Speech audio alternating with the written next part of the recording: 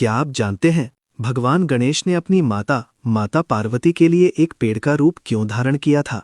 एक समय की बात है, माता पार्वती कैलाश पर्वत से धरती पर अपने भक्तों से मिलने आई थीं। हर तरफ उनका भव्य स्वागत हो रहा था। किसी ने मीठे लड्डू अर्पित किए तो किसी ने रस भरे फल चढ़ाए। अपने भक्तों के प्रेम और मिठास को देखकर माता पार्वती का मन प्रसन्न हो गया। लेकिन कुछ ही देर बाद उन्होंने मन ही मन सोचा कि अब उनका मन कुछ ठंडा और शांति देने वाला अनुभव करने का है। उन्होंने आंखें बंद की और अपने प्रिय पुत्र गणेश को याद किया। उधर कैलाश पर्वत पर विराजमान भगवान गणेश अपनी माता के मन की बात समझ चुके थे।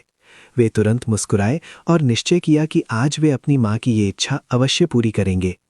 क्षण भर में गणेश जी धरती पर प्रकट हुए और बिना देर किए एक घने, विशाल और हरे भरे पीपल के पेड़ का रूप धारण कर लिया।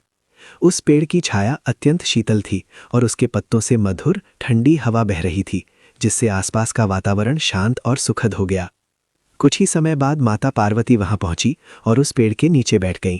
जैसे ही उन्होंने उसकी छाया में विश्राम किया, उनके मन को अद्भुत शांति और ठंडक का अनुभव हुआ। उन्होंने मुस्कुराते हुए कहा कि ये कोई साधारण वृक्ष नहीं है, इसमें उनके पुत्र का स्नेह और प्रेम छिपा हुआ है।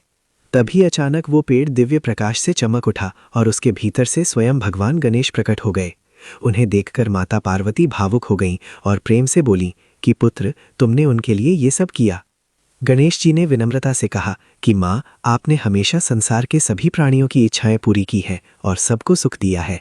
ऐसे में उनका भी कर्तव्य था कि वे अपनी माँ की छोटी सी इच्छा पूरी करें।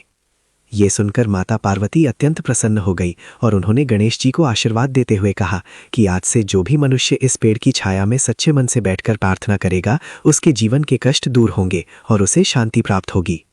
तभी गणेश जी मुस्कुराकर बोले, और जो कोई इस कथा को देख रहा है, अगर उसने अभी तक लाइक और सब्सक्राइब नहीं किया तो माता का आशीर्वाद उसे कैसे मिलेगा?